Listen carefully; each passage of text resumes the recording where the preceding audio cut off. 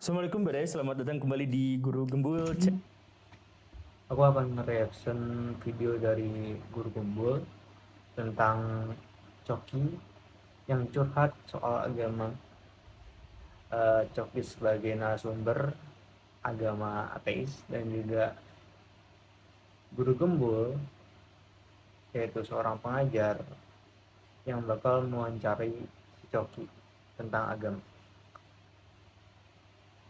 Channel dan sekarang ini acaranya bebas bersyarat gitu. Kenapa Siap. pilih ateis gitu? Jadi Dari kalau sini.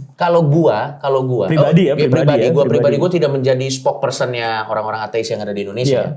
Kalau gue secara pribadi sebenarnya karena proses pemikiran secara panjang yang akhirnya membuat gue menyimpulkan bahwa sepertinya ateisme itu adalah yang paling dekat dengan kebenaran yang gue pahami.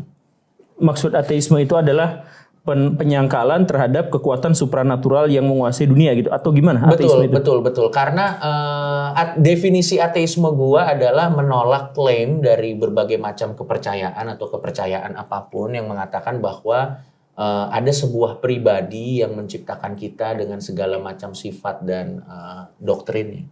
Jadi sebenarnya gue menolak klaim tersebut aja gitu. Jadi gue merasa jawaban-jawaban yang ditawarkan oleh berbagai macam kepercayaan untuk menjelaskan apa makna hidup ini, dalam menjelaskan bagaimana alam semesta ini terbentuk dari berbagai macam kepercayaan, itu tidak pernah bisa membuat gue yakin bahwa memang itu jawabannya.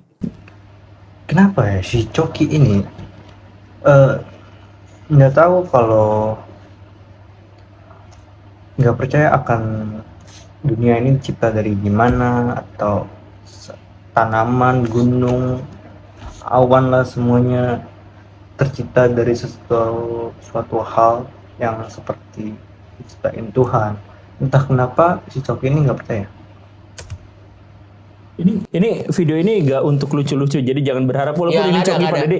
Justru ini kita masuk ke ranah yang ini eksklusif ya, kita belum pernah bahas di tempat lain ya. Betul. Ini eksklusif, jadi makasih banget untuk kepercayaannya. Gue juga Nah, thank you, Kang.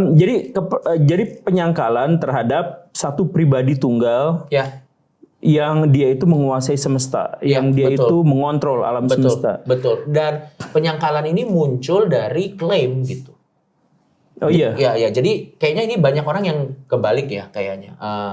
Paling tidak menurut gua bisa juga kita berbeda gitu. Tapi kalau menurut gua ateisme yang gua pahami itu adalah muncul dari sebuah klaim gitu. Jadi muncul dulu teisme dulu. Muncul dulu teisme saat dia mengklaim bahwa ada A, ada B, ada C dengan segala macam variasinya. Jadi teisme itu percaya akan ciptaan semua semesta dan penggerak semua itu dari Tuhan. Baru setelah ini ada, barulah muncul ateisme gitu.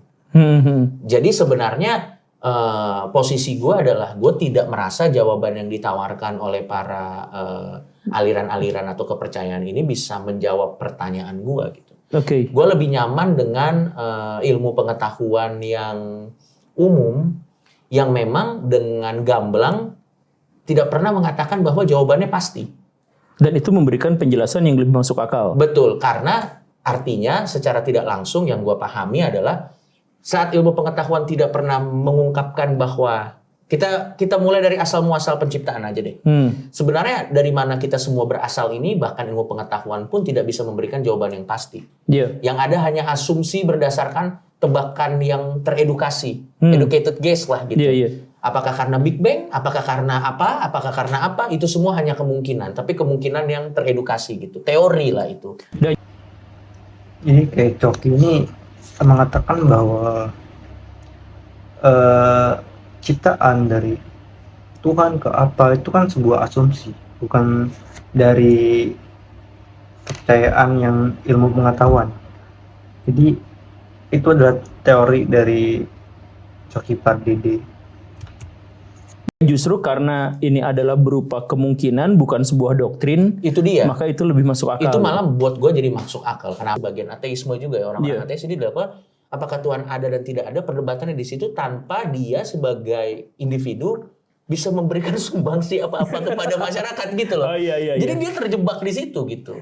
Jadi pendeknya makna kehidupan manusia seharusnya ada pada realitas tataran aplikasi apakah dia Harusnya. memberikan sumbangsi pada masyarakat atau tidak. Harusnya. Bukan soal apakah Tuhan itu ada kemudian kita beribadah dengan ritual-ritual tertentu gitu. Betul, karena menurut gua pada akhirnya kita anggaplah, kita ambil skenario lah Kang. Misalnya ternyata Tuhan ada, gitu. Ternyata Tuhan ada. Dan Tuhan dihadapkan dengan pilihan. Ini gue simplifikasi aja ya. Tuhan dihadapkan dengan pilihan. Ada orang yang percaya dia ada, tapi nggak memberikan sumbangsi. Jadi Coki bukan cuma pintar, tapi juga dia orang yang bisa memberikan kebaikan kepada masyarakat. Contoh dia membandingkan, dia lebih memilih untuk ateis, tapi dia memberikan banyak kebaikan kepada masyarakat daripada jadi punya keyakinan tapi nggak dilakuin secara serius.